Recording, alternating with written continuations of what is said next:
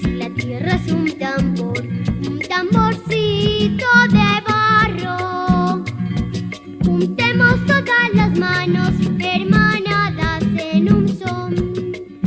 Un saludo muy especial a los compañeros que se vienen uniendo al evento. Realmente es gratificante encontrar que el Seminario Internacional de Redes de Conocimiento de Escuela Interdisciplina viene atrayendo más compañeros y compartiendo saberes para construir una mejor escuela, una mejor educación, un mejor proceso de formación y también una mejor vida para los estudiantes y, ¿por qué no?, de los maestros que compartimos nuestras experiencias y de los cuales podemos aprender, porque también aprendemos de todas las experiencias que nos vienen compartiendo todos y cada uno de ustedes durante este casi un año de desarrollo de experiencias que estamos asomando y al final de este mes de noviembre, terminando este ciclo para pensar y reconsiderar la escuela, el saber, la construcción del saber. Bienvenidos, un verdadero placer estar acompañado hoy de Alfonso desde Medellín. Alfonso, muy buenos días, ¿cómo estás? Muy buenos días, Alberto. Buenos días, compañero y compañeras. Sí, exactamente, de aquí desde Itagüí, la ciudad industrial de Antioquia, en Colombia. Estamos también comprometidos en esta pedagogía de maestros de a pie, como dice Ana Brisset, en este contexto desde la red Chisua, que estamos compartiendo esta experiencia de la razón de ser del maestro y maestras en este Seminario Internacional de Pedagogía y Didáctica. Como bien lo dijo Alberto, en unos segunditos vamos a tener dos experiencias maravillosas y fantásticas, una de Colombia, otra de Perú, en la cual precisamente vamos a empezar, incluso como siempre es un ritual. Alberto, aquí tengo mi mochila, la criba de viaje que dice Luisa, en este quehacer de maestros, y vamos a empezar precisamente a compartir. Bienvenidas y bienvenidas la red de los compañeros de Argentina, de México, de Perú, que se están, de Colombia, los maestros en formación, las maestras y maestros, bienvenidos a este encuentro, este seminario, y como dijo Alberto, vamos a estar en estas sesiones hasta el 28 de noviembre, que vamos a cerrar con broche de oro, pero para continuar precisamente el próximo año en este encuentro de saberes, en este encuentro de diálogos y construcciones colectivas, de estas pedagogías de a pie, como lo llamamos en la red Chisua. Sí, muchísimas gracias, Alfonso. Y mira, aquí llegó la mochila y creo que vamos a seguir tejiendo por mucho tiempo. Y quiero darle un agradecimiento muy especial a estas redes que se han mancomunado para una construcción, para esta construcción, como es el caso de la Red Comedy, RedTech, Redien de México, Club de Ciencias IPM 124 de Argentina y también el Semillero Botiquín Verde y de Colombia y la Red Chisua.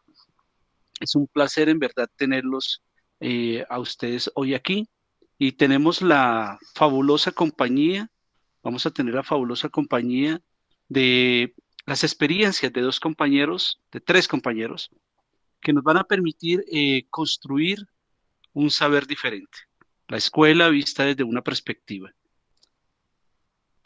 Alfonso, te cedo la palabra para que podamos presentar a nuestras compañeras. Claro, nos van a hablar de la narrativa del juego de los niños y niñas en la vereda Pasquillita, las maestras Elizabeth Esperanza Gil Ángel. Ella es magíster en Infancia y Cultura de la Universidad Distrital, es licenciada en Psicología y Pedagogía de la Universidad Pedagógica Nacional, es docente en primera infancia de la institución educativa distrital de la Secretaría de Educación de Bogotá, integrante de la red Chisua, y María Alejandra Muñoz Tecua, magíster en Infancia y Cultura de la Universidad Distrital, licenciada en Educación Básica con énfasis en Matemáticas de la Universidad Distrital Francisco José de Caldas, es docente de primaria en el Colegio José Max León de Cota, Cundinamarca.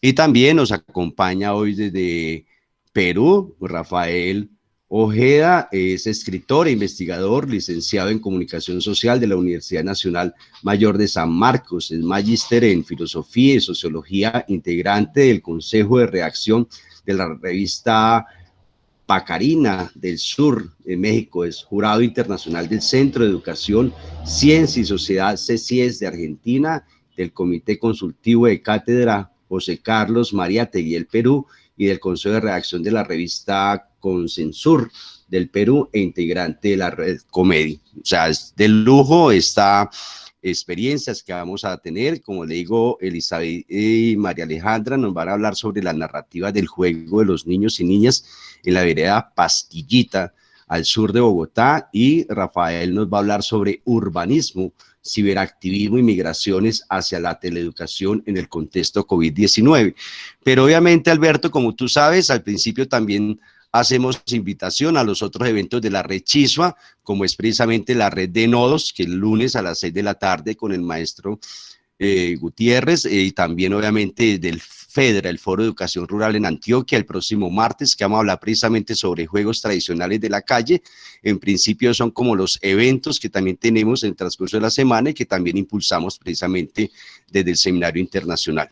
Bien, puedo, Alberto, para darle paso a nuestras compañeras, que ya tenemos 28 personas de Argentina, de México, obviamente de Colombia. Bienvenidas y bienvenidos a estos diálogos de saberes de los maestros de a pie. Por supuesto, Alfonso, sí, en el transcurso de la actividad y al finalizar vamos a volverles a recordar esas invitaciones y queremos extender un saludo muy especial a todos nuestros compañeros desde Argentina, Brasil, México, Uruguay, Perú, Panamá, República Dominicana, Cuba y todos estos hermosos territorios colombianos que hoy nos acompañan y que siempre nos han venido acompañando, que han sido fieles seguidores y que más adelante les vamos a permitir recordar ese espacio en el cual van a encontrar todos estos momentos de encuentro de saberes y los videos de las conferencias de los compañeros y el compartir de estas experiencias. Por ahora, vamos a recordarle a nuestras compañeras, Elizabeth y María, que tienen los próximos 30 minutos para ustedes. Elizabeth y María tienen la palabra. Muchísimas gracias. Ya mi compañera Elizabeth va a presentar su pantalla. Me pasan la mochila. Muchas gracias, Alfonso. Por supuesto. Y aquí va la mochila precisamente porque este es nuestro estandarte. Y ahí va. Bueno, muy buenos días para todos los colegas que nos acompañan hoy en este encuentro de saberes. El día de hoy mi compañera Elizabeth y yo, María Alejandra, queremos presentarles nuestra investigación que tiene origen en la vereda Pasquillita en la ciudad de Bogotá. Para ubicarlos un poco, en la imagen que se está proyectando en este momento pueden observar un mapa de Bogotá y uno podría pensar que el área rural de esta caótica ciudad es un pequeño porcentaje cuando realmente es aproximadamente el 75% del área total de Bogotá. Estas zonas rurales presentan unas relaciones bien complejas, no pasan solo por lo comercial, sino que trascienden a aspectos sociales, aspectos culturales, y allí nos cuestionamos sobre las infancias que habitan, específicamente en el área rural de la localidad de Ciudad Bolívar, donde en medio de lo rural y lo urbano se encuentra el botadero de Doña Juana, que complejiza un poco más todas las dinámicas que allí se presentan. Nos quisimos acercar a la infancia por fuera de la institucionalidad y qué mejor forma de hacerlo que a través del juego, esa actividad tan natural para los niños y las niñas. Es así como nos planteamos esta pregunta de investigación que caracteriza las narrativas del juego de los niños y las niñas de la vereda Pasquillita. Bueno, muy buenos días para todos y para todas. Recibimos aquí con mi compañera Alejandra la mochila y por supuesto estamos muy felices de poder compartir esta experiencia de trabajo con ustedes. Bueno, para acercarnos en la comprensión y posterior respuesta a nuestra pregunta de investigación, ¿qué caracterizan las narrativas del juego de los niños y las niñas en la vereda Pasquillita? Definimos 3 grandes categorías que como grupo definimos como nuestras piedras angulares. La primera de ellas es infancia y ruralidad.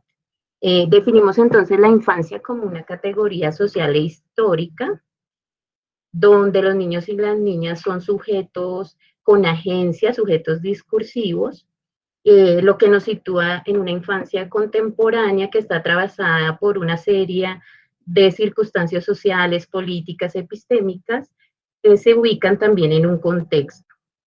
Esta infancia contemporánea es un concepto diverso que responde a una infancia en relación directa con esa ruralidad y con esos mundos que viven los niños y niñas en la actualidad. Leer a esos niños y a esas niñas desde la diversidad de sus contextos, como se ha hecho en América Latina, nos permite acercarnos a esas infancias poco conceptualizadas como la infancia rural. Este concepto entonces se ha abordado desde dos perspectivas distintas. La primera desde una visión proteccionista, que es posible evidenciarla en discursos estatales y algunos discursos académicos, y también desde una visión pedagógica y más social, donde podemos ver a los niños y las niñas desde sujetos poseedores de saber. Estas otras formas de ver a los niños y las niñas nos permiten entonces ver a esos niños como constructores de saber y como lectores de sus propios territorios. Como en segundo lugar tenemos al juego como narrativa que nos permite entonces, ver al juego como uno de los escenarios a través del cual el lenguaje y la experiencia coexisten para dar lugar al relato que dota de sentido esas acciones que se dan en él. El juego es narrativa en la medida en que los niños y las niñas se expresen desde la sensibilidad de sus sentidos, cuentan, interpretan, nos dan a conocer pues todas esas vivencias que viven en el territorio y también definen unas reglas que lo hacen particular. Esas reglas les permiten hacer consciente esa existencia del otro, les permite comprenderse y entrar en diálogo. En la narrativa del juego se hace presente entonces diferentes elementos, como lo son los personajes, los objetos, que más allá de ser objetos inanimados, se convierten en elementos simbólicos, en una herramienta de sentido, que evoca en la memoria esa parte afectiva, y las espacialidades que refieren a los escenarios que son imaginarios y concretos en los que los niños ponen en evidencia esa práctica social. En estos contextos de juego, entonces, podemos ver cómo viven sus territorios, cómo también ponen en evidencia esas comprensiones de la realidad. En ese sentido, son espacios de construcción, de co-construcción, de transformación de vivencias y adquieren sentido en un lugar y en un espacio determinado, es decir, en contexto. Comprender el juego como práctica social nos permite evidenciar el lugar del lenguaje en la dinamización de ese contexto rural, invitándonos a indagar por los saberes y habilidades que los niños y las niñas han desarrollado en el juego, cómo éstas se hacen visibles en su discurso, en su corporeidad, los significados, las creencias, las emociones presentes en los juegos y los recursos y espacios que posibilitan el juego, que no son espacios ajenos a la práctica o escenarios ajenos a la práctica social del juego, sino que lo movilizan y lo transforman a su vez, ¿no?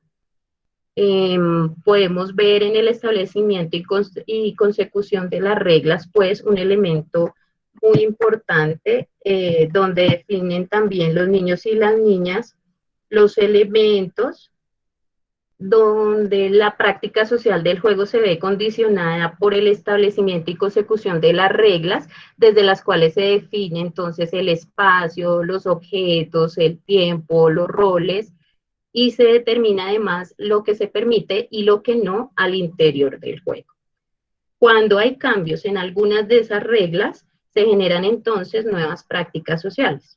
El juego como narrativa y como práctica social nos permite entonces al grupo investigador elaborar una serie de categorías para relacionar la voz de los niños con lo que expresan a través de su cuerpo en gestos, miradas, y a la vez la información del contexto para avanzar en la comprensión de lo que implica para ellos narrarse a través del juego en la ruralidad. Con esta información organizada en categorías y subcategorías, nos vimos en la tarea de elaborar las siguientes comprensiones. Bueno, desde estas piedras angulares, desde estos postulados teóricos, planeamos caminar la ruralidad, pues centradas en ese interés por describir, analizar, interpretar el juego como narrativa y como práctica social. Para ello, en una primera fase, realizamos una aproximación a la comunidad en busca de reconocer sus dinámicas, pero también de ver esos espacios que tenían de juego. Luego socializamos el proyecto para reconocer pues, todo el tema de la población, reconocer pues, las familias, los niños y las niñas que nos iban a acompañar. Firmamos algunos acuerdos y también los asentimientos y los consentimientos informados que eran pues, muy importantes para nuestra... Ahí, Eli, dejaste de presentar, para nuestra investigación. Bueno, mientras Eli regresa, les voy contando. Nosotras planeamos esta investigación, entonces queríamos como retribuir a la comunidad ese espacio que nos habían brindado, por eso lo planeamos en ese espacio de las vacaciones recreativas, y de ahí pues realizamos inmersión al juego, y en ese punto pues es importante aclararles, yo no sé si me están escuchando. Te escucho perfectamente. Entonces, es que ¿será que soy yo o fue Elizabeth la que perdió la conexión? No te preocupes, estás Gracias. bien. Perfecto. Entonces, después de eso, de plantearles como todo el proyecto, pues realizamos inmersión como tal al juego y allí pues es muy importante que tengamos en cuenta para los resultados que les vamos a mostrar que se plantearon dos tipos de juegos, todos propuestos por los niños, pero hubo unos que ellos mismos dirigieron y otros que nosotras como investigadoras dirigimos, y eso hace que la mirada sobre el juego sea muy distinta. Sí, no eran los mismos los juegos autónomos que ellos mismos dirigían, que ellos mismos planteaban sus reglas, a los juegos que nosotras como investigadoras dirigíamos y un poco también como que movilizábamos. Voy a intentar presentarles yo para que puedan ver cómo la comunidad que nos acompañó. Dame un segundo, me ubico como en la diapositiva que íbamos. Bueno, aquí podemos ver la comunidad. En esa primera aproximación, además, ellos tenían ya toda una actividad donde iban a presentar su programa radial, que de verdad invitarlos a que lo busquemos también. Es un proyecto de la Universidad Pedagógica, donde los niños pues tienen su voz, de verdad se ven como sujetos sociales, participación continua. Aquí estaban presentando todo su proyecto radial, luego en la presentación de las vacaciones recreativas, pues nos acompañaron todas las familias muy emocionadas por este proyecto, y aquí vemos como algunas fotos de los niños ya en acción en esa inmersión al juego. En sus rostros pueden ver como ese placer de jugar, esa alegría de estar con el otro. Y nos acompañaron en total 8 niños y 8 niñas, aquí las pueden observar, súper apasionados por jugar, de entre 4 y 15 años, todos viven en la vereda Pasquillita, hacen parte como de todas estas dinámicas del campo, a pesar de que estamos alejados, pues siempre va a haber una relación entre lo rural y lo urbano, entonces sí hay una relación muy importante ahí. Bueno, después de esto retomamos como todos los insumos que logramos recolectar y a partir de ello pues generamos una matriz categorial que es la que están viendo en este momento. Aquí cruzamos nuestros objetivos de investigación, nuestras categorías teóricas y de ahí pues surgieron nuestras posteriores categorías de análisis. Y los dos grandes capítulos de nuestra investigación, pues fue esa estructura del juego, queríamos justificar la narrativa del juego desde su estructura, y las prácticas, y Pasquillita y sus prácticas del juego.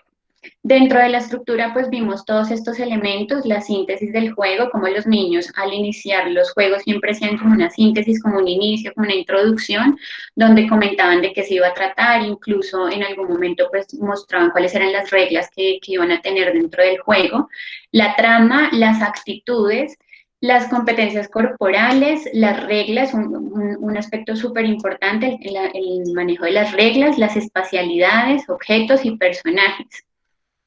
Y dentro de nuestra otra categoría, que fue Pasquillita y sus prácticas de juego, que aquí nos centramos mucho en esto del juego como práctica social que nos explicaba ahorita Elizabeth, pues miramos los juegos en Pasquillita, todos los juegos que se daban, que no eran solo los juegos comunes que nosotros vemos como stop, no sé, cogidas, sino que también traían como arraigadas culturalmente juegos tradicionales como el trompo, el yoyo, el tejo, les encantaba jugar tejo.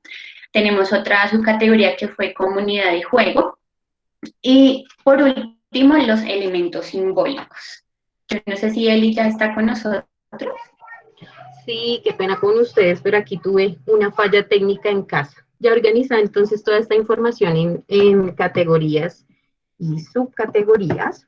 Entonces, como grupo de investigación, nos dimos a la tarea de elaborar una serie de documentos descriptivos que respondieran 4 preguntas muy puntuales de orden interpretativo. La primera pregunta fue, ¿a qué juegan los niños y las niñas de la vereda Pasquillita? Como lo vemos en esta nube de palabras, los juegos predilectos de las niñas y los niños son aquellos juegos colectivos que se juegan en espacios abiertos y son los que aparecen en tamaño grande. Aunque también podemos ver que hay otros juegos y son flexibles frente a ello, como lo son el jugar a la doctora, que son juegos de roles, y también juegos colectivos en familia, como el Twister, que se juegan en la casa o se juegan también en el colegio. Nuestra segunda pregunta de orden descriptivo e interpretativo es ¿cuál es la estructura de estos juegos? Entonces, tuvimos la mayoría de los juegos, fueron juegos por competencias. En esa estructura, entonces, podemos ver que hay una explicación que es dada por el grupo de investigación, son juegos dirigidos por nosotras. Luego vemos una organización por equipos y luego vemos un momento de desarrollo en la dinámica del equipo como tal. En ese desarrollo, entonces podemos ver una serie de actividades, de actitudes de los niños en el desarrollo de los juegos que provoca unos puntos de emocionalidad profusa o de alta emocionalidad en los niños y las niñas, donde los niños gritan más, saltan más, expresan más e interactúan más con sus compañeros. Generalmente estos momentos de emocionalidad profusa se presentan antes del cierre, que es donde se anuncian los perdedores y los ganadores del juego. Si bien en estos momentos se presenta el cierre, hay que aclarar que este cierre no siempre se da como el momento en el que termina todo, en el que terminan las rondas de juego, sino que se presenta algo muy interesante que es un cierre temporal que también puede dar a su vez inicio a un nuevo juego o a una misma continuidad del juego que se está presentando en el momento. Habíamos dicho que hay unos juegos que son de orden autónomo y unos juegos que son de orden dirigido. Los juegos dirigidos, pues como lo mencioné anteriormente, son los juegos que nosotras como grupo investigador desarrollamos, organizamos y demás, y los juegos autónomos son los que corresponden a los que los niños y las niñas como tal dirigen, organizan, y nosotras simplemente participamos también de esa dinámica de desarrollo que ellos planteaban. En ese sentido, aunque estos mismos elementos que les estamos presentando ahorita en la pantalla se presentan también en los juegos autónomos, tienen varias particularidades en la forma en que se desarrollan. En ese sentido, podemos observar, por ejemplo, en el juego Pastillitas, por ejemplo, podemos encontrar cómo hay una explicación inicial, hay una diversidad de expresiones donde se organizan, definen unos roles, luego viene un largo momento en el que debaten cómo se desarrolla y cómo se da las dinámicas al interior del juego, y luego definen los espacios donde se van a ubicar las pastillitas, donde van a correr, en qué espacio y lugar, y finalmente donde se van a organizar al momento del desarrollo total del juego.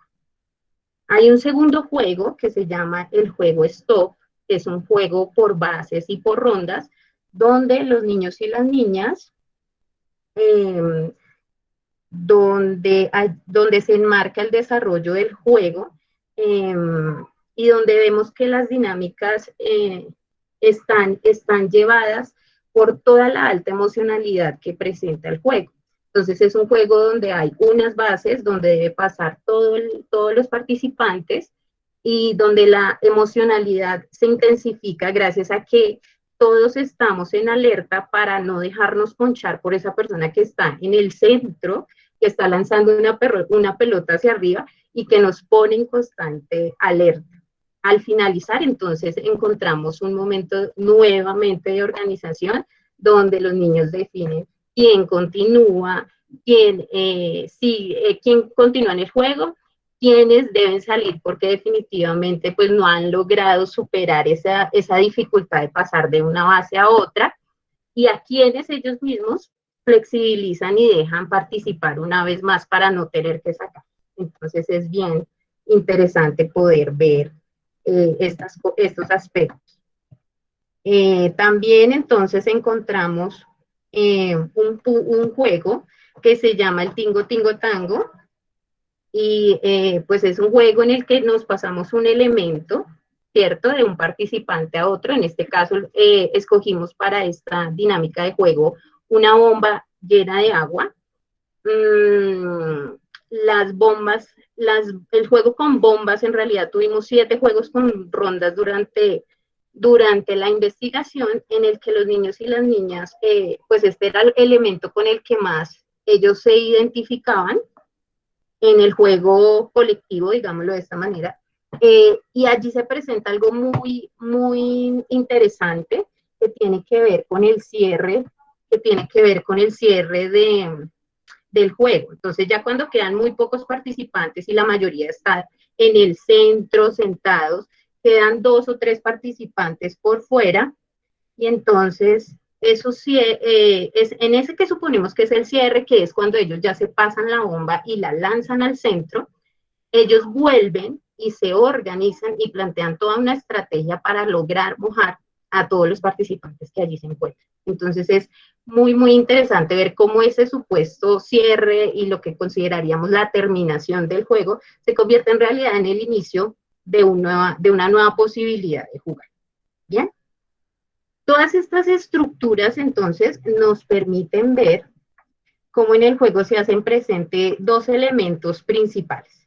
El primero es que el placer del juego está por encima de incluso el objetivo principal del juego, es decir, llegar hasta el final. Entonces, el placer y la diversión se encuentran por encima del mismo objetivo del juego. Y en segundo lugar, el segundo elemento tiene que ver con de pronto esos conflictos que se pueden generar en relación directa con la funcionalidad de las reglas, en donde donde los niños y las niñas en esa relación de ser vecinos, en ese tejido social y cultural, pues les permite hacer una negociación que nosotras podíamos ver casi que espontánea en el desarrollo de los juegos. Bueno, nuestra siguiente pregunta de análisis fue qué hacen los niños y las niñas con lo que dicen, y nos centramos en 3 aspectos súper importantes que eran su voz, pero también su gestualidad y su cuerpo. ¿Qué hacen con lo que dicen en el juego? Lo hicimos desde una mirada tanto de los juegos autónomos como de los juegos dirigidos. Encontramos entonces que los niños desarrollan multiplicidad de funciones y usos del lenguaje. Entre ellos podemos ver ahorita en la pantalla el enunciar, el señalar un movimiento. Uno que se repitió mucho durante las jornadas fue el preguntar y responder, que ellos mismos desde ese uso del lenguaje pues se podían orientar en cómo desarrollar ese juego. También evidenciamos cómo los niños y las niñas narran a través de su cuerpo y su gestualidad. Y les queremos presentar en este momento un ejemplo de cómo eso sucedió. Dale. No.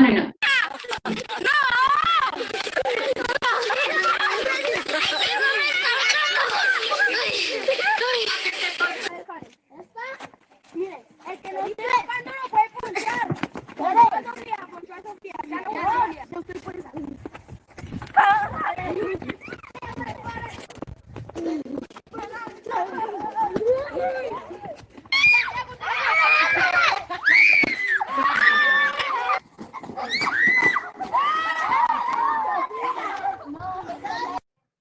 Bueno, y aquí podemos ver cómo realmente a través de su cuerpo, su gestualidad, los gritos, pues los niños experimentan ese placer de jugar al descubrir de forma espontánea los movimientos de su cuerpo, diversas sensaciones, al expresar sentimientos y emociones, pero siempre en relación directa con quien comparten el juego, si no son ellos individualmente en el juego, sino siempre cómo se relacionan con los demás. Otro elemento que pudimos evidenciar fue cómo dinamizan los niños el juego con el uso de objetos. Y en las fotos vemos algunos de ellos. Uno que fue, como nos comentaba Elizabeth hace un momento, pues preponderante fue las bombas de agua, los globos de agua, porque les encantaba, o sea, era como el objeto que más usaban, y esos objetos se vuelven el tema de diálogo, los evalúan, qué tan pesado está, qué tan lleno está, si me puedo mojar o no, incluso se convierte como en un elemento de valor que se aprecia y se flexibiliza para adaptarse a las circunstancias. Bien. Tanto en los juegos autónomos como en los juegos dirigidos podemos ver una particularidad en las reglas.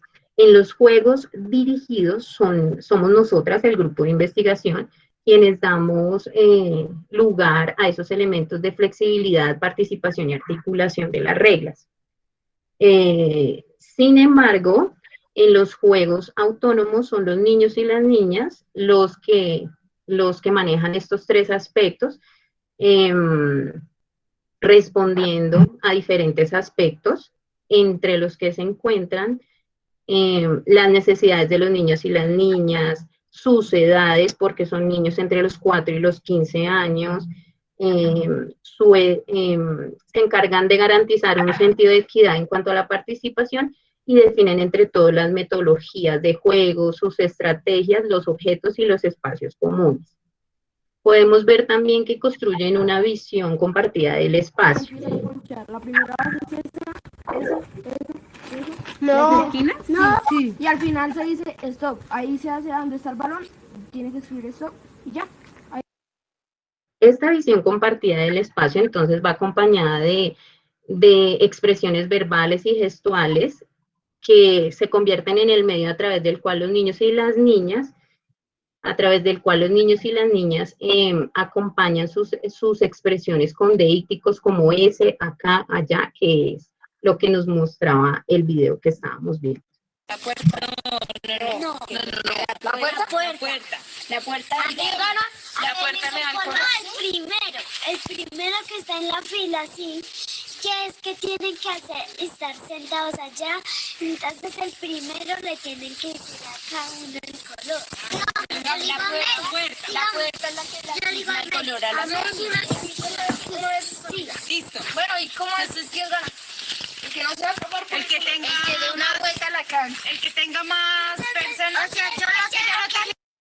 Bueno, aquí vemos que posibilitan una comunicación multidireccional que se relaciona directamente con la vivencia de emociones que desencadenan el mismo juego, encontrando entre ellas miedo, ansiedad, solidaridad, alegría, entre muchas otras. Y todas estas emociones desbordan las posibilidades del lenguaje para su descripción y son expresiones que se acompañan con gestos, con movimientos del cuerpo y que se caracterizan por su intensidad, ¿no? Y sonidos.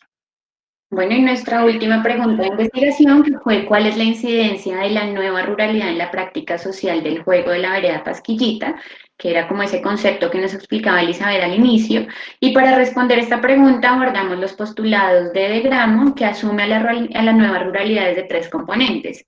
El primero de ellos es el territorio, que es el lugar donde interaccionan los sujetos. En Pasquillita específicamente logramos identificar que debido a la cercanía geográfica, incluso a esos lazos de consanguinidad y de fraternidad, se posibilitan unos espacios de juego amplios, diversos, flexibles y seguros.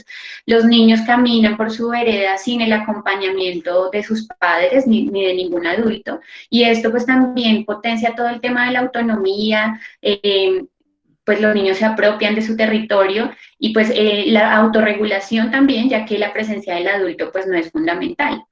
Un segundo elemento fue el tema de la población, Y en ella pues identificamos que la población tiene una relación muy estrecha con la ciudad, que si bien algunos habitantes, por ejemplo, de la vereda desarrollan actividades económicas propias del campo, también hay un gran porcentaje que desarrollan esas prácticas en la urbe, y esto lo veíamos relacionado directamente con las prácticas del juego. Los niños, teníamos un ejemplo de Sofía, por ejemplo, que jugaba a operar maquinaria pesada como el trabajo de su papá. O sea, realmente esto trasciende a toda esta dinámica del juego. Y un tercer elemento que es la institucionalidad, y ahí veíamos cómo el colegio pues juega un papel fundamental en todo lo que es el juego.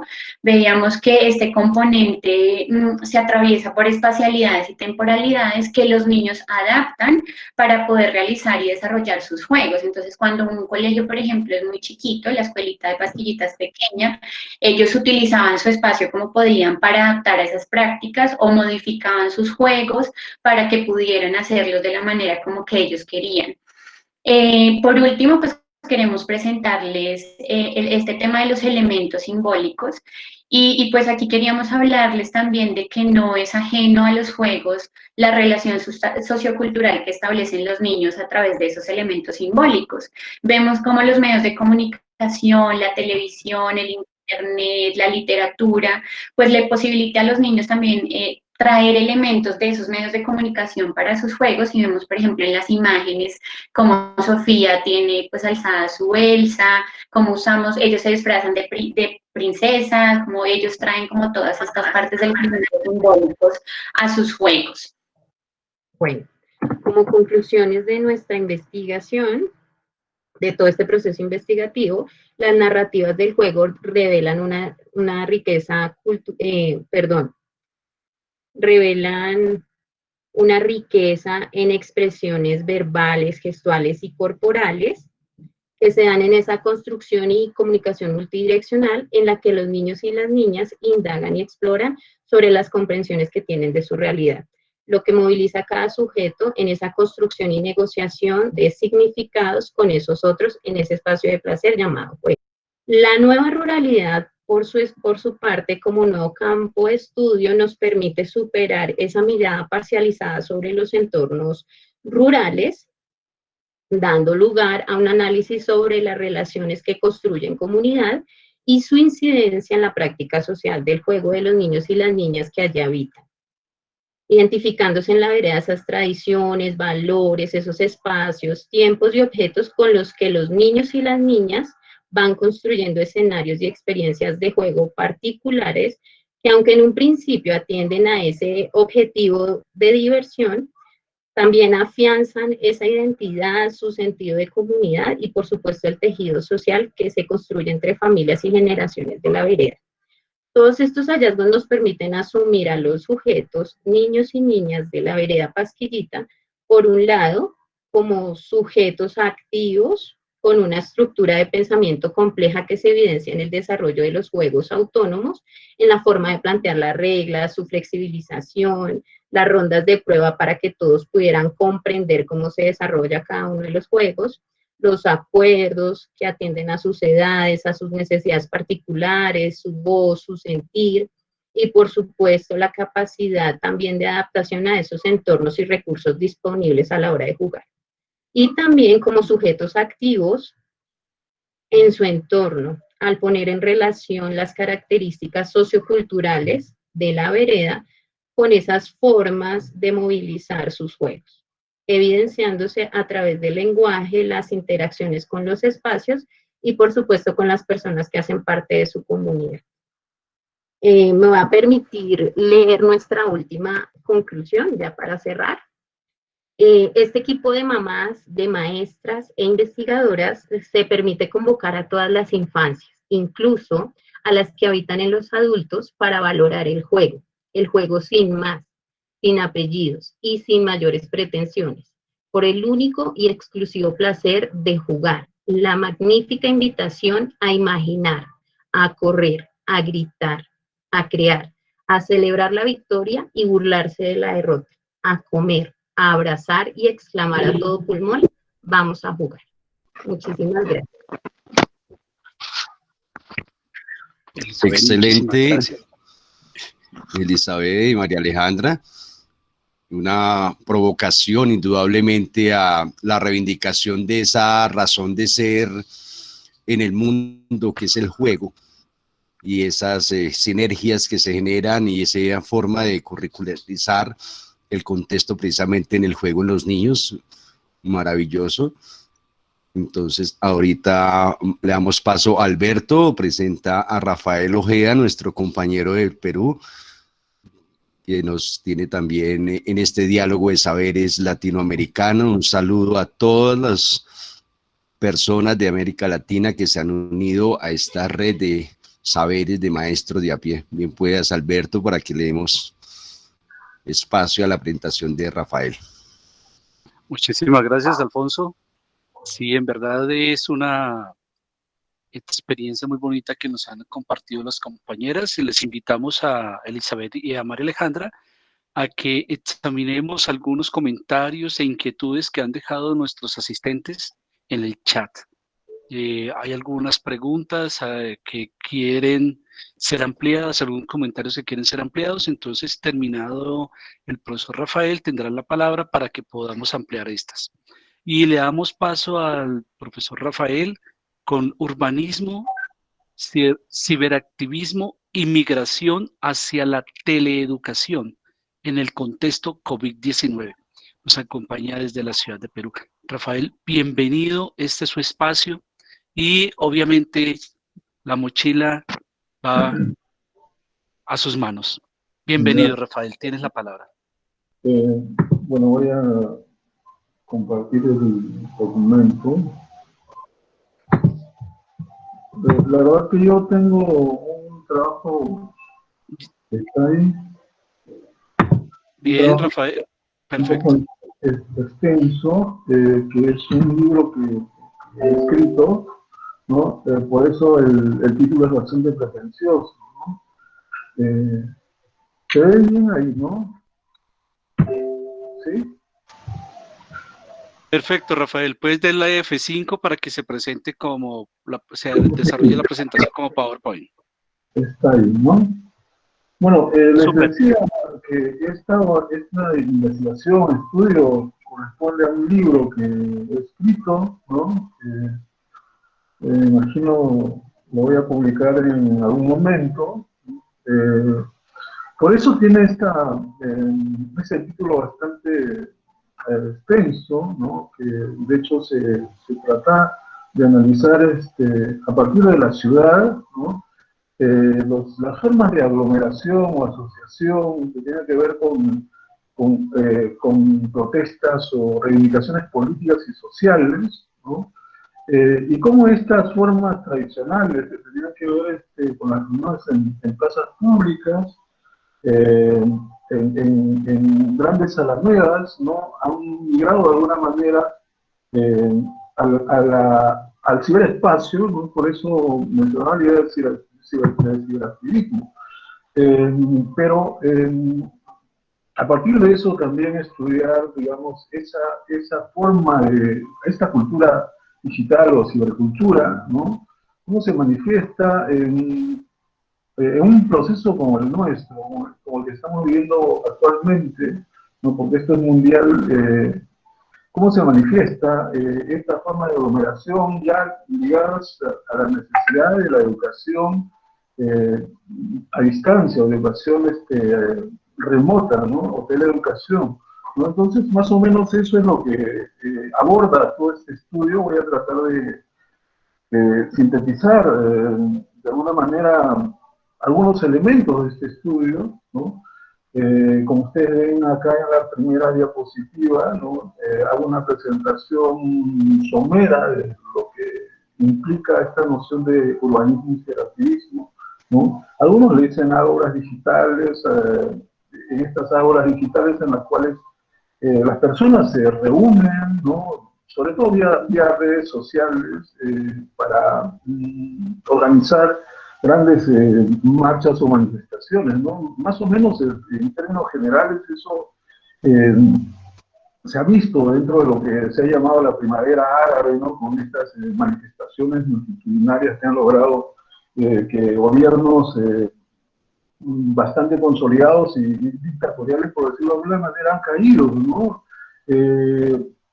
Bueno, tenemos esa experiencia y sobre esa experiencia voy a tratar de hablar de la importancia de las nuevas tecnologías de información y comunicación para estos procesos de aglomeración, de coordinación, que de alguna manera tienen repercusiones que se dan en el ciberespacio, ¿no? Pero que tienen repercusiones prácticas en la ciudad, ¿no? Que tienen repercusiones prácticas en la ciudad, ¿no? En un contexto de pandemia como el que estamos viviendo, de hecho, estas nociones de coordinación o aglomeración social que antes, digamos, se daban en los sindicatos que se dio, ¿no? Se dan ahora, pues, en el contexto digital de una forma diferente, desterritorializada, digamos, se crean comunidades virtuales a partir de las redes sociales que de alguna manera están ejerciendo como bloques de presión social, ¿no? Frente al Estado, ¿no? En este sentido, tengo un texto que voy a tratar de leerte, es más o menos resumido en estas imágenes que ustedes están viendo, ¿no? Bueno, si evaluamos los significantes y las nuevas formas de socialización en distancia, debido a aquella brecha digital, bueno, la brecha digital que tiene que ver con, digamos, la diferencia entre un sector de la sociedad que está conectada a los medios digitales relacionados a los TICs, ¿no? Y el sector grande de la sociedad que no está conectada a estos medios digitales, ¿no? Que de alguna manera están experimentando este contexto como una suerte de exclusión en términos de aprendizaje o de desarrollo de conocimiento, ¿no? En ese sentido, ¿no? Esto es casi nunca atendido por el Estado, sobre todo los estados que han sido dominados por el neoliberalismo a partir de los años 90, que digamos, todos los países de América Latina, dicho sea de paso, han tenido experiencia en este proceso, ¿no?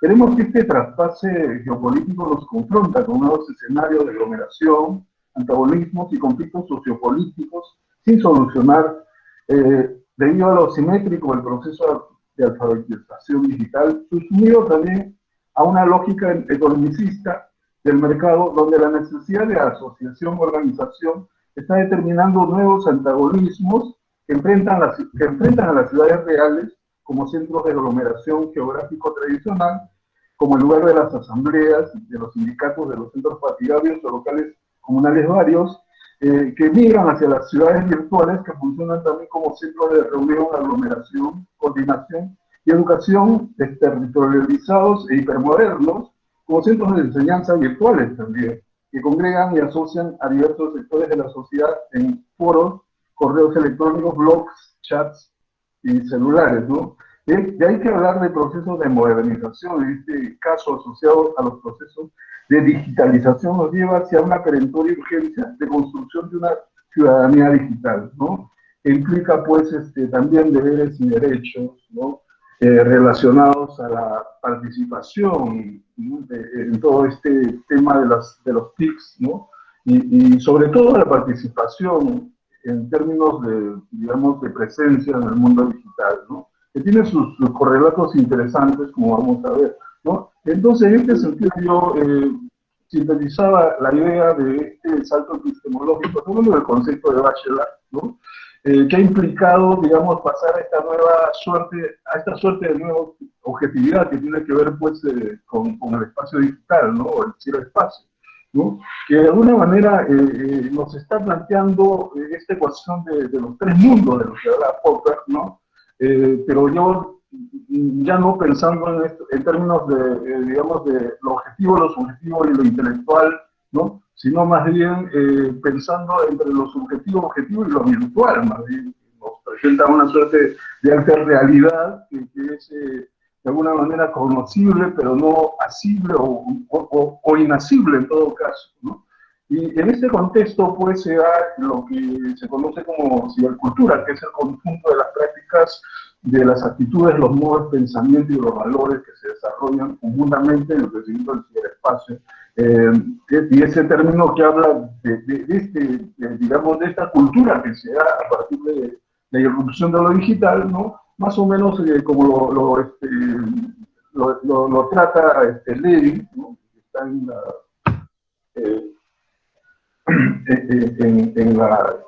en la diapositiva que ustedes están viendo, ¿no? Y es en este sentido que me parece importante hablar de esta noción de brecha digital y de las discronías tecnológicas y la ciberciudadanía, ¿no? Porque, de hecho, la noción de inclusión digital o de alguna manera de participación en el espacio digital no es uniforme, no es simétrica en todos los lugares del mundo, a pesar de lo que, digamos, el discurso globalizador nos ha dicho que la globalización llega y moderniza todo, hipermoderniza todo, digamos, simultáneamente, ¿no? De hecho, la noción de brecha digital abarca a los sectores de escaso y desigual acceso a las TICs, ¿no? Quedando estas como zonas que evidencian la imposibilidad de interconexión, de una barrera económica que resulta insalvable, ¿no? Muchos dicen que esto no es así, ¿no? Pero voy a ir desglosando estas ideas de a pocos, ¿no? De hecho, la revolución digital está imponiendo cambios que están planteando desde las experiencias interactivas nuevas, necesidades de sociabilidad y agencia también nuevas, que son extendidas hacia el espectro digital, pero computacional, en la que el determinismo tecnológico se ha convertido en un espacio ideológico y fáctico que solo es abierto desde los raseros socioeconómicos que implican las posibilidades de la inclusión digital. Por lo que cabe entender los efectos de estas revoluciones, entre comillas, como compartimentos simultáneos, pero desde modelos tecnológicos territorializados de manera desigual en la ciudad, ¿no? Una ciudad fragmentada en bloques diversos de desarrollo socioeconómico, con focos de insularización y marginación, debido a la inclusión y exclusión que experimentan determinados sectores de la sociedad, a los que podrían sumarse también las asimetrías nacionales existentes en términos de tecnificación, ¿no? No obstante, el discurso tecnocrático uniformizador producido por la fusión o convergencia entre la tecnología móvil e Internet, estamos hablando ya de los celulares de cuarta generación, y ahora también se habla de los de quinta generación, ¿no? Que de hecho se van a imponer, me imagino, en los próximos años, ¿no? Que terminarán con las definiciones territoriales y clasificaciones en términos de desarrollo, ¿no? Y progreso y sus variantes en términos de inclusión y exclusión digital, ¿no? Focalizadas en diferentes segmentos de la ciudad o fragmentos del planeta.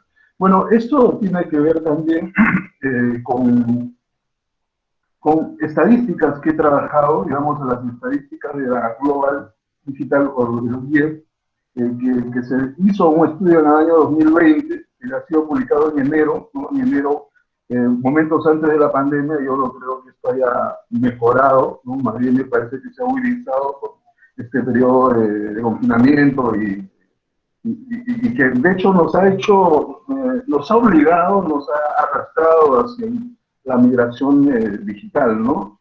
Este estudio nos habla de la gravedad de esto que ocurre en el planeta entero, ¿no? Esta noción de exclusión digital en la que están inmersos 4,5 mil millones de personas que utilizan Internet en el mundo, mientras los usuarios de las redes sociales ascienden a 3,8 mil millones, ¿no? Lo cual implica que la cantidad de personas que utilizan Internet se ha incrementado en 4.540 millones, un aumento que tiene que ver con el 7%, ¿no? En comparación al estudio, al mismo estudio de enero del 2019, ¿no? Lo cual nos dice que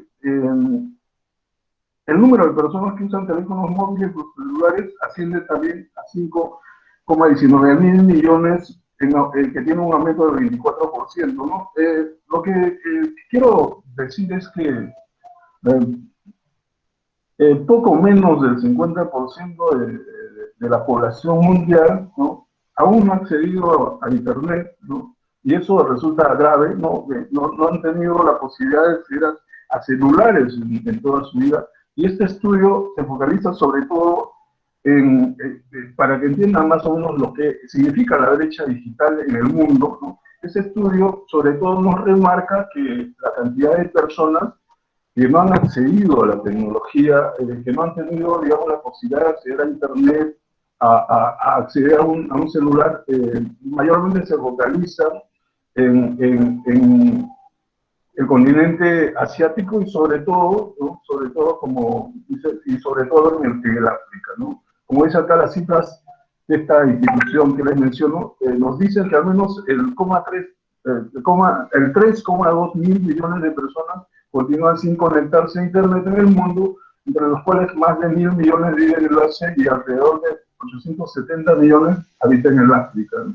Lo que nos indica que hay muchas personas, entre nativos y inmigrantes digitales, por su línea de nacimiento, me refiero que los nativos digitales mayormente han nacido en los años 80, que son los millennials, ¿no? Nunca han accedido, a pesar de esta noción cronológica que maneja estos conceptos, nunca han accedido a la inclusión digital, no han accedido nunca a Internet ni a un teléfono celular, ¿no? Lo cual nos presenta un panorama, de hecho, bastante desolador, por decirlo de alguna manera, ¿no? De ahí que el proceso de alfabetización digital implica esta noción de interiorización de maneras de cómo proceder ante la nueva tecnología, ¿no? Es decir, por eso pensaba yo que la alfabetización digital, a partir de la enseñanza de maneras, de procedimientos, de algoritmos de comportamiento hacia el uso de las tecnologías nuevas, de las TICs, ¿no?, nos dan el acceso a una forma de ciudadanía digital, ¿no? Como les decía, la ciudadanía digital, que significa también la fundación, como la ciudadanía normal, ¿no?, la ciudadanía que nosotros conocemos, ya sea política social, ¿no?, implica también la interiorización o la fundación de derechos y deberes nuevos para la inserción del individuo, ¿no?, y la colectividad con al mundo digitalizado, ¿no? Un tipo de ciudadanía que suponga reconocer y garantizar, en el marco del respeto de los derechos humanos y ciudadanos, el derecho a acceder a todos los beneficios del mundo digital de forma segura, transparente y privada, por la que la idea de ciberciudadanía, como la idea de alfabetización digital ligada a esta, ante los dilemas éticos, morales nuevos, plantea también la preocupación, una opción normativa considera la formación de la educación moral, que haga una formación moral que haga segura y responsable el uso de Internet en la vida cotidiana, desde conductas adecuadas, orientadas a la legalidad y responsabilidad en el uso del ciberespacio, ¿no? Para esto se ha abordado o se ha desarrollado una idea ligada a esto que he llamado la etiqueta, ¿no? Es decir, la etiqueta social para el comportamiento de las redes, ¿no?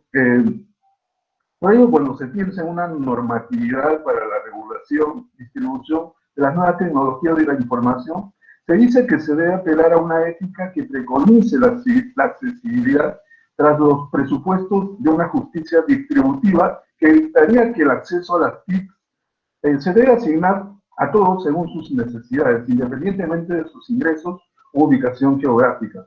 Sabemos que esto implica una suerte de utopía, pues esto colisionaría con la idea dominante de que los medios privados de comunicación siguen la consigna de suministrar a cada uno según su capacidad de pago, ideologizada y reforzada por el libre mercado que ha impuesto la oferta y la demanda como un rasero que determina quién puede y debe obtener el servicio y quién no, ¿no? En este sentido, cito a Clifford Christian, que sostiene que no se puede imaginar la autopista electrónica de otro modo que como una necesidad, ¿no? Esto sobre todo porque estas brindan acceso a la información de suma importancia relacionada con la vida en un orden nacional y mundial, por lo que debería ser distribuido la información a todos según sus necesidades. No obstante que el modelo impuesto por la globalización neoliberal siempre hará que la distribución por necesidad fracase, lo que haría necesario una intervención de una ética de la justicia por medio de una legislación vía política del Estado, porque de hecho, tras la llegada del modelo neoliberal a América Latina, ¿no? Tanto los sectores de salud como los sectores, digamos, de alguna manera, de educación se han visto precarizados, ¿no? Por eso es un poco complicado hablar de este tipo de ciudadanía digital o inclusión digital, ¿no? En términos solamente de libre mercado, porque es el Estado el que debería asumir este rol para poder de alguna manera sociabilizar los derechos o hacer valer los derechos digitales de los ciudadanos, ¿no? En ese sentido, de hecho, el Estado casi nunca se ha ocupado de esto, ¿no? Porque por lo general cuando el Estado quiere ocuparse, tenemos ahí que los términos o los calificativos que imperan son calificativos de populismo, qué sé yo, ¿no? Y por lo general, lo que hemos visto, que estos sistemas operativos gratuitos, como Linux, por ejemplo, han sido desarrollados por personas individuales, ¿no? Linux tiene que ver con Linus Torvalds, que es un hacker finlandés que hizo sistema operativo gratuito para que pueda ser utilizado libremente, ¿no? Normalmente las voluntades políticas no han apoyado, no han apuntado a eso, ¿no? En torno a los términos, en torno a los conceptos nativos inmigrantes digitales, ¿no? Que tenemos ahí, ¿no? Una de las características, no solo económica de la exclusión, sino también una característica epistemológica, está relacionada con aquella evidencia etaria que tiene que ver con las ciudades y cultural, que terminó por configurar una fractura más generacional que económico-espacial, como especificidad derivada de la imposibilidad o poca facilidad de aprender una nueva tecnología o de adaptarse a las funciones o posibilidades de esta, según la edad o generación del actuante. Lo que se ha llegado a entender como brecha digital, que en algunos casos, digamos, resulta ser un abismo digital más bien, que podría abarcar raseros económicos, tecnológicos, geográficos, lingüísticos y hasta culturales, que en todo caso registran las variables de los beneficios del ciberespacio y la cibercultura asociada a esta, ¿no? La sociedad real, como lo definía Manuel Castells, ¿no? En la que ya están convergiendo las tecnologías como el teléfono, la televisión y la computación, ¿no? Es decir, hace algunos años no podríamos nosotros reunirnos y dar clases virtuales que van a ser seguidas desde los celulares, ¿no? Porque para eso se necesitaba una computadora y las computadoras, los PCs, digamos, normalmente eran de uso familiar, ¿no? Pero ahora tenemos los celulares, qué sé yo, que hacen que todo este proceso sea mucho más individualizado y personalizado, ¿no?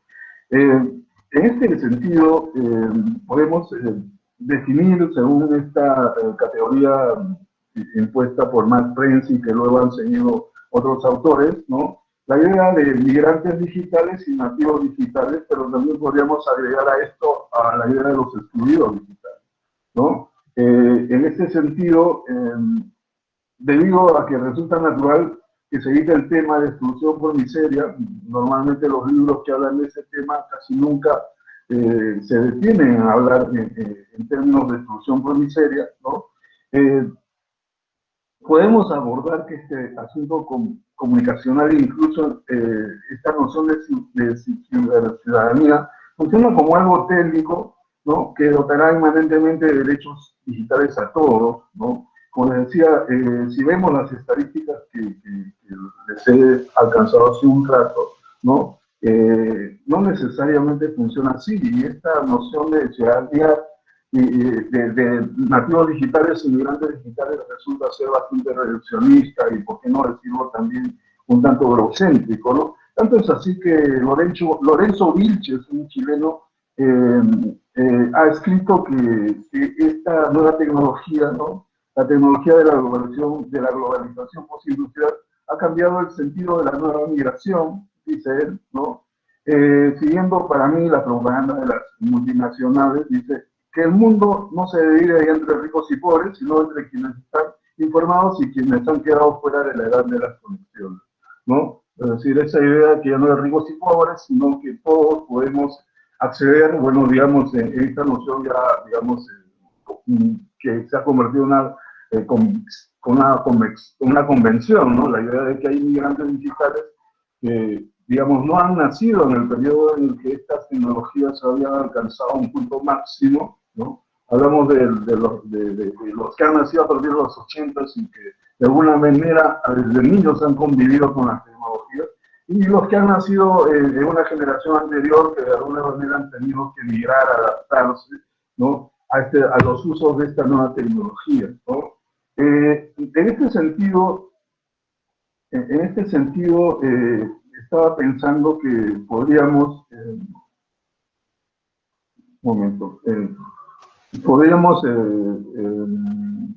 asumir el hecho como una cuestión más bien que tiene que ver con un proceso de retorno del Estado, como decía hace un momento, ¿no? Porque la empresa privada nunca va a abrir estas posibilidades, digamos, de apertura de los medios digitales, ¿no? Y las discusiones se han dado en dos términos, de hecho, ¿no? Las discusiones se han dado en términos de que hay algunos que dicen, porque hay políticas de Estado, sobre todo, digamos, en algunos momentos digamos, hablando de la experiencia personal como profesor universitario, ¿no? Hay algunos momentos en los que el Estado ha dicho, debido a este margen o esta brecha digital, que deberían darse tablets, ¿no? Para que los que no puedan acceder a la educación digital, ¿no? Puedan acceder, ¿no? Pero hay un sector que es crítico que dice que eso no soluciona nada, que lo que hay que hacer es dar competencias, ¿no? Competencias para que, digamos, alfabetización digital para que las personas puedan acceder, digamos, y salir de esta brecha digital, ¿no? Lo cual me parece a mí un poco, digamos, problemático, porque yo creo que se deberían hacer las dos cosas, ¿no? En este sentido, lo que puedo decir que en este interregno, ¿no? Se han ido formando esta noción de nativos digitales y migrantes, ¿no? Se han ido formando, digamos, una cierta conciencia relacionada con, sobre todo, la generación que hemos aprendido a llamar millennials, que son los que efectivamente les toca madurar, digamos, cuando se está dando la tercera generación de tecnología, de telefonía móvil, ¿no? La tercera, por lo que se llama 3G, ¿no? Que empezaba a ofrecer sus primeros frutos, tanto como que algún autor como Neil Barrett llegó a llamar este nuevo espacio dimensión que tiene que ver con lo digital, cibernación, ¿no?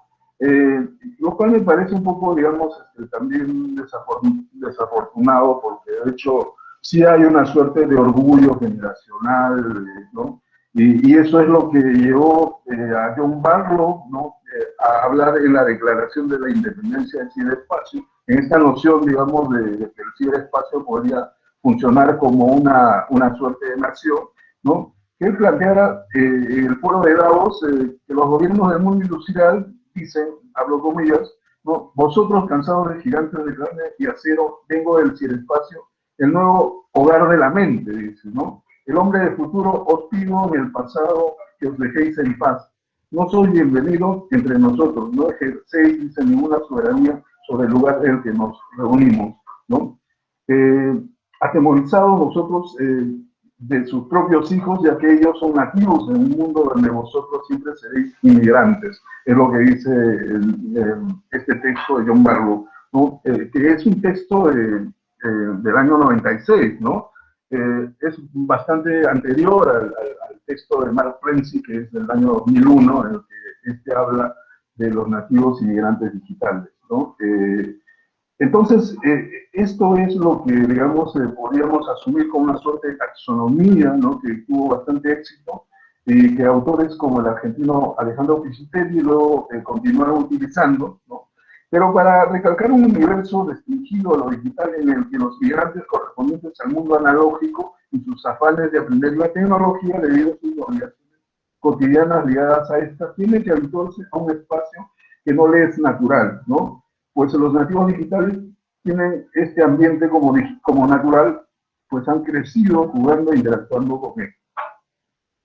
No obstante ello, para ya hablar de esta noción de economía del trabajo doméstico en la teleeducación, ¿no? Porque, de hecho, el que más o menos dice esto, que es Mark Prensi, ¿no?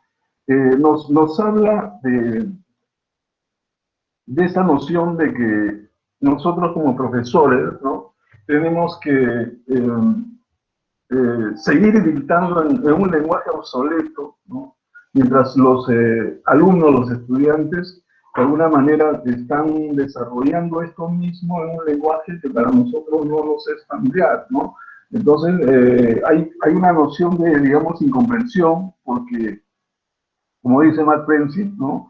Los nativos digitales, de alguna manera, tienen un conocimiento que nosotros no tenemos, ¿no? Matt Prensi, bueno, les encontré la cita por acá, ¿no? Nos dice, algunos a estos le han llamado N-Gen, porque son la generación de red, y también D-Gen, porque son la generación digital. Dice, por mi parte, la asignación que me ha parecido más fiel es la de nativos digitales, puesto que todos han nacido y se han formado utilizando una particular lengua digital de juegos por ordenador, video, internet, ¿no? Lo cual nos hace, digamos, pasibles, digamos, de no entender este nuevo tipo de inteligencia que han desarrollado los nativos digitales, ¿no? Ligado sobre todo a esta noción multidimensional de hacer varias cosas al mismo tiempo, de comprender cosas al mismo tiempo, ¿no? Es natural, de hecho, ver a los estudiantes que están en clases, en muchos casos verlos con los celulares, lo cual, digamos, a nosotros nos molesta, pero de alguna manera han aprendido, digamos, a tener una suerte de multiatención a muchas veces, a muchas cosas, sobre todo influidas por esta cultura de la computadora, de las computadoras que tienen que ver con esa noción de hipervínculos y todo esto, ¿no? Lo cual, digamos, no es la formación del migrante digital, ¿no? El migrante digital ha crecido, digamos, en esta cuestión un poco más lineal, ¿no? Y lo que hace, de alguna manera, que haya en el desarrollo del dedo opositor, ¿no? En términos, digamos, de comunicación con el celular, ¿no? Que de alguna manera ha debido desarrollar algunas partes del cerebro que nosotros no hemos desarrollado, que estamos desarrollando, digamos, en este interregno, ¿no? Esto, de alguna manera, me dice que se ha desarrollado en los nativos digitales, digamos, una suerte de predisposición diferente a los de la generación anterior, ¿no? Pero estos procesos transicionales, ¿no? Estos procesos transicionales se pueden ver, digamos, ya como para resumir un poco el objetivo y el contexto de toda esta charla o presentación, ¿no? En dos puntos, ¿no? El primero que se da en la relación de ciudad y tecnología, ¿no? Y el segundo que se da en términos de tecnología y aprendizaje, que es lo que nos interesa remarcar en esta última parte, ¿no?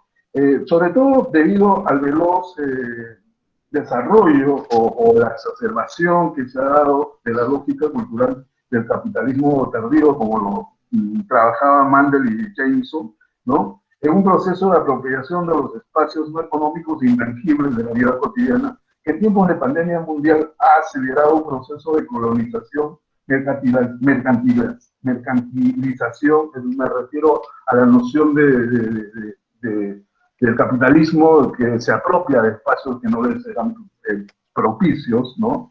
En estos términos de extensión o agrupamiento capitalista de los espacios reservados a la vida privada, con esa nueva realidad laboral que implica el teletrabajo doméstico y su variante específica en la educación remota o a distancia, ¿no? Esto, de alguna manera, digamos, nos lleva a resaltar la experiencia de la teleeducación digital, pues ya era una realidad esta en un periodo anterior a la pandemia, debido a la existencia de programas de educación a distancia, ¿no? Que tenían que ver con cursos o con carreras semipresenciales, dirigidas sobre todo a gente que trabaja o a gente que esté interesada en una segunda especialidad, ¿no? Bueno, lo digo porque yo soy un profesor de carreras semipresenciales, ¿no? En este sentido, el desarrollo de este tipo de educación digital puede remontarse hacia el año 2013, perdón, cuando empezaron a emerger los primeros desarrollos de la telefonía móvil o celular de tercera generación, ¿no? Las 3G, en un contexto en el que los software de las computadoras no eran tan interactivos y limitados al momento de impartir cursos a distancia, pudiendo oscilar estos desde el uso de PowerPoint o también el PowerPoint en línea, o también, digamos, la intervención de los estudiantes y el chat, ¿no? Es decir, un estudiante no podría decir voy a hablar y encender su micrófono, como lo puede hacer ahora, ¿no?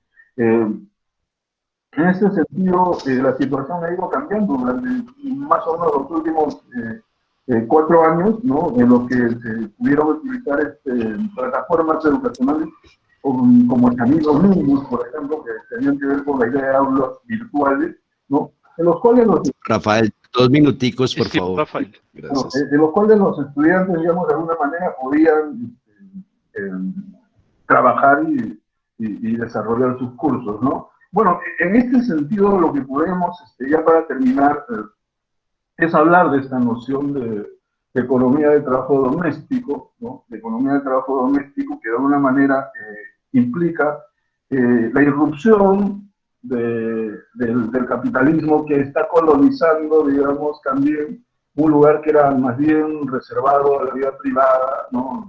La casa era para el descanso, ¿no? Y esto ha sido capitalizado en la idea de economía del trabajo casero, ¿no?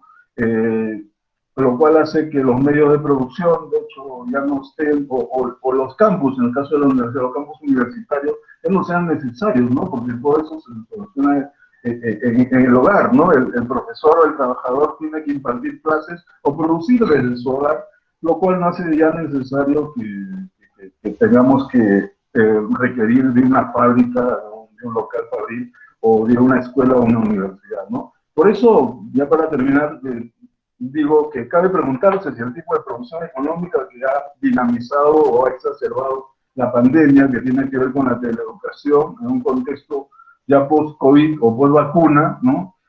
Vuelva a su estado anterior, lo cual yo no creo, porque esta tendencia educacional capitalista que se iba a imponer, de hecho, ¿no? Porque ya se estaba hablando de universidades sin campus, ¿no? Que aspira a centros de educación abiertos sin campus universitarios. Bueno, esto yo creo que ha venido para quedarse, ¿no? Lo cual, digamos, suena como una noticia negativa para los que se dedican a la docencia, ¿no? Bueno, es esto lo que le puedo decir ahora, ¿no? Como yo estoy tratando de resumir un texto bastante largo en el tiempo que me han dado. Muchas gracias. Claro, Rafael. Incluso Rosa Liliana Vargas te dice que tu apuesta nos interpela los efectos de la teleeducación en cada contexto y docente. Las migraciones son complementadas por un nuevo tipo de desplazamientos migratorios producto de irrupción de nuevas tecnologías de la información y la comunicación en la vida diaria, siendo clave la alfabetización digital con una ética apropiada.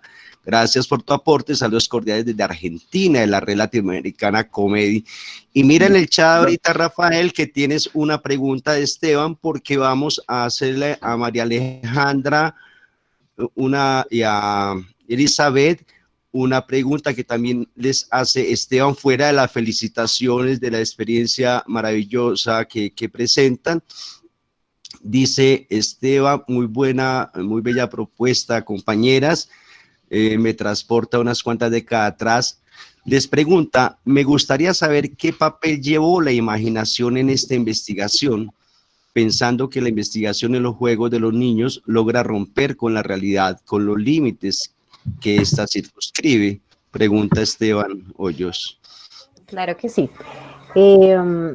no sé hasta qué punto podamos afirmar que efectivamente la investigación como tal en los juegos de los niños logra romper con esa realidad y con los límites que ésta circunscribe. Diría yo más bien que no la investigación en sí misma, pero sí la vivencia del juego como tal, desde nuestra experiencia de co-construcción con los niños. Esto es muy importante decirlo, porque no fue una experiencia investigativa hecha por investigadores objetivamente, sino que nosotros también estuvimos allí construyendo esa experiencia con los niños y con las niñas. Entonces, por eso es que esta experiencia investigativa fue muy enriquecedora, porque en realidad fue una experiencia de co-construcción.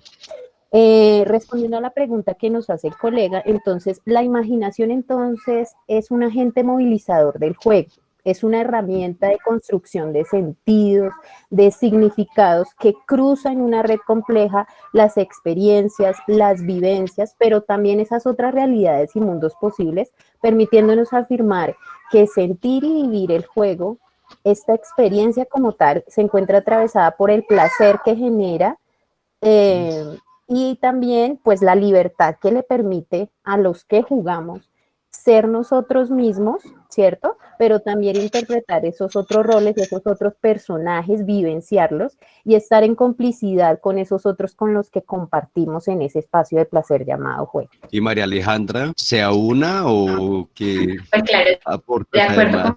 con mi compañera Elizabeth, creo que pues juega un papel trascendental debido a que la esencia del juego pues se hace presente precisamente en la relación que se crea de esas situaciones imaginarias y esas situaciones reales, que el juego le permite al niño desarrollar esa posibilidad creativa de la imaginación. Y les De acuerdo. apunta, Muchas gracias.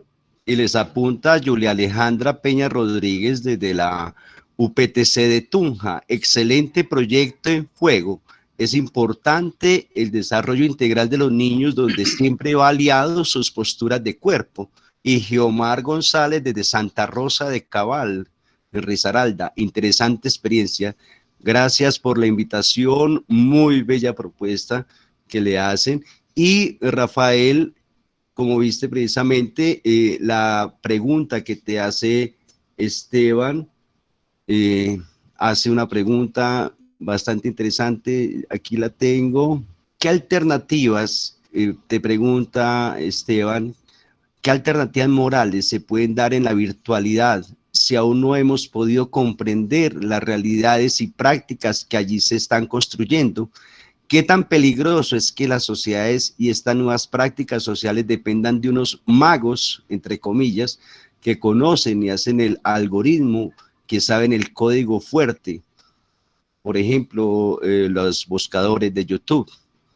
¿Qué le respondes a Esteban, Rafael?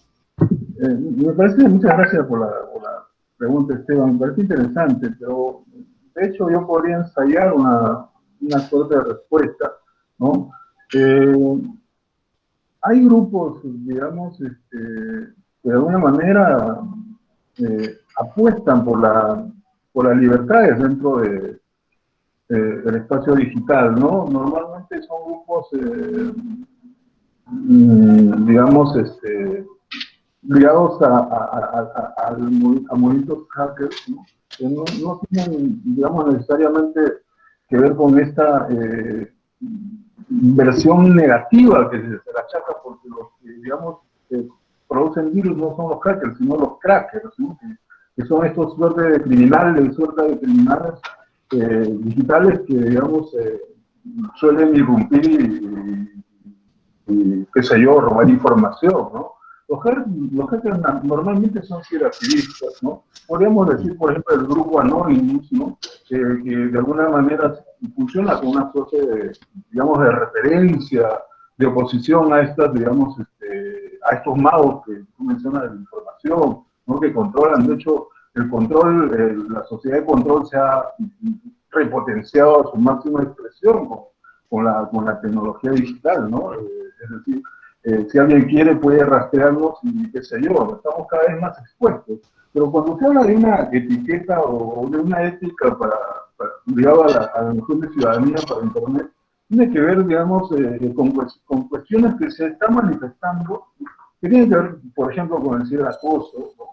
con el robo de información, ese tipo de prácticas de alguna manera criminales, ¿no?, que se dan, ¿no? Y esas hay que de alguna manera normarlas, ¿no? Hay que normarlas, tiene que haber, digamos, una noción del código como un imperativo categórico kantiano, en todo caso, que indique, pues, que las actitudes que tenemos que tener ante el espacio digital, porque es un espacio también de socialización, ¿no?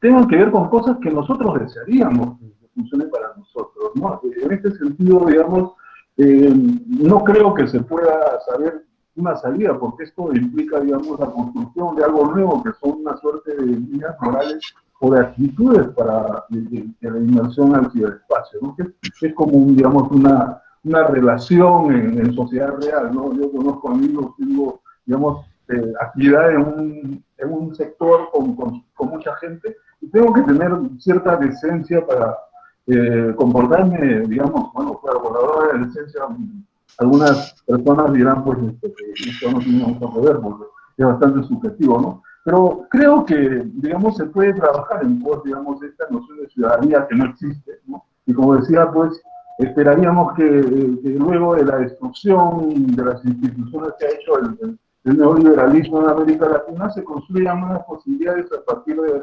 digamos, de la injerencia del Estado, ¿no?, keynesiano en todo caso.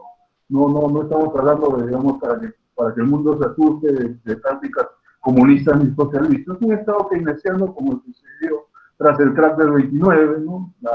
El New Deal norteamericano del presidente Wilson, más o menos, para que, digamos, se pueda tener un mayor acceso, digamos, al mundo digital, a la información, que es lo más importante, ¿no? Porque si no tenemos acceso, nos perdemos de muchas cosas. Claro, Rafael. Incluso se une Pablo Tenaglia, que dice: estimado profesor Rafael, muy interesante presentación que nos hace problematizar la realidad ciberactivista en espacios urbanos en el marco de las brechas digitales, que en el contexto de nuestra región latinoamericana es mucho mayor. Desafíos sociales para repensar y actuar para que la próxima nueva normalidad de estas brechas digitales no se vuelvan, como vos decís, abismos.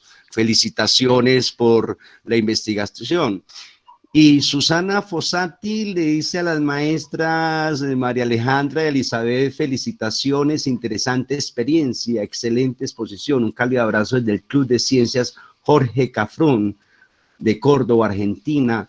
Y Raquel Echenetti: estimadas educadoras para la infancia, muy significativa la propuesta y me llevó fuertemente a sus tierras, y sus comentarios acerca de la formación de los niños y de las niñas. Un abrazo. Y creo que precisamente, Alberto, me parece que este diálogo de saberes entre Elizabeth Esperanza, María Alejandra, Rafael, que nos dan precisamente otra puntada más, otro tejido de saberes en esta mochila, en esta criba de viaje que hacemos precisamente la Rechizo a nivel latinoamericano, y este maestro de a pie, de esta experiencia maravillosas que nos fortalecen y nos fundamentan nuestro quehacer pedagógico y didáctico. ¿No te parece, Alberto? Es increíble cómo las experiencias que nos ha mostrado hoy nos permiten reflexionar sobre la transformación del quehacer, la perspectiva que tenemos del proceso.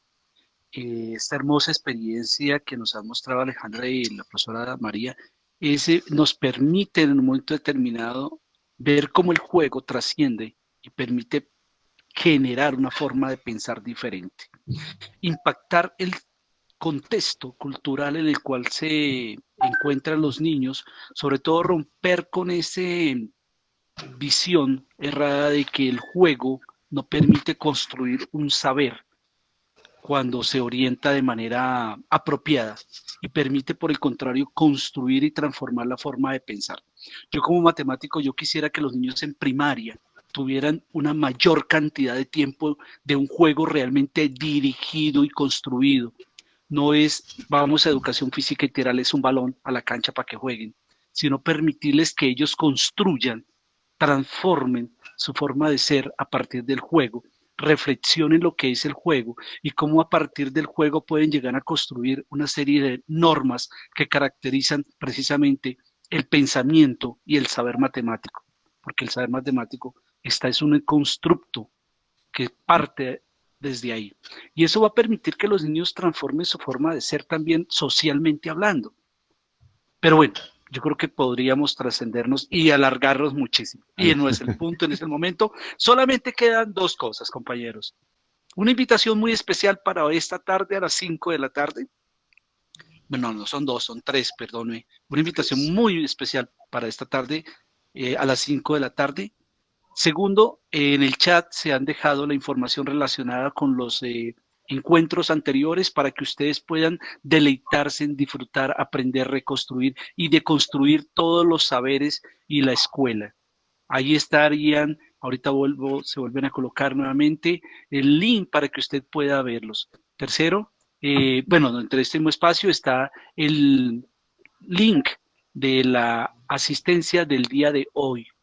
Y pues queda solamente entregarle a mi amigo Alfonso la mochila y a todos ustedes para que esta tarde nos veamos y volvernos a encontrar dentro de 8 días. ¿Algo más tienes, Alfonso, para contarnos? Sí, ahí, Alberto, ahí claro. La invitación a otros encuentros que de la Red Chisua también se han generado de la Cátedra UNESCO con la Universidad Javeriana, con el encuentro de nodos, palabras en red, los lunes a las 6 con el doctor Gonzalo, ¿cierto? Y mi invitación al Foro de Educación Rural en Antioquia este martes a las 4 de la tarde, que precisamente vamos a hablar con una de las gestoras de los juegos tradicionales de la calle en Caldas, que llevan 39 años haciendo estas versiones, que también hace parte de estos enredos que estamos haciendo junto con el Seminario de Educación Rural Latinoamericana y obviamente nuestros encuentros de los sábados. Recordemos, ya nos faltan otras 3 sesiones fuera de la sesión de la tarde. Vamos hasta el 28 de noviembre en este encuentro que ha generado la Red Chisua, este Seminario Internacional de Pedagogía Didáctica, que absolutamente no solamente tenemos unos fans, sino que se nos han ido aunando todas las personas que han sido presentando sus experiencias y, como decimos, precisamente estas experiencias del maestro a pie. Como tú dijiste, compartimos la mochila para que a la tarde nos volvamos a encontrar en este Día de González. A Rafael, como le dicen los estudiantes, a mi esposa, un abrazo, y a María Alejandra y a Elizabeth, un abrazo psicológico desde la virtualidad. Excelente, sus aportes nos fortalecen en este esfuerzo que hemos estado haciendo estas redes de investigadores de la Red Chisua, que generó desde la Redien, que generó desde el encuentro de maestros iberoamericanos, de maestros que hacen investigación en la escuela y sus comunidades. Bienvenidos y bienvenidas, y como dice precisamente Ana Brisset, juntarnos, ahí está, juntarnos y seguirnos enredando y generando y creciendo muchísimo más esta red de maestros de América Latina y para el mundo. Muchas gracias, Alfonso. Sí, efectivamente acabo de dejar nuevamente en el chat, en el espacio del chat, acabo de dejar 3 cosas específicas. 1, la invitación para ver nuevamente, visitar la página de la red. 2, ver las emisiones anteriores. 3, diligenciar la asistencia. Y 4, una invitación muy especial y una solicitud que han hecho varios de ustedes con formar parte de la red. Ahí está la línea del chat del WhatsApp, donde usted puede unirse a la red, porque esto es una red amplia para que todos aquellos como ustedes que vienen reflexionando, pensando la educación, nos permitamos construir una red. Exactamente, Alfonso. Una feliz tarde. Un feliz día, todos. Hasta luego. Feliz día, hasta luego. Gracias, Rafael.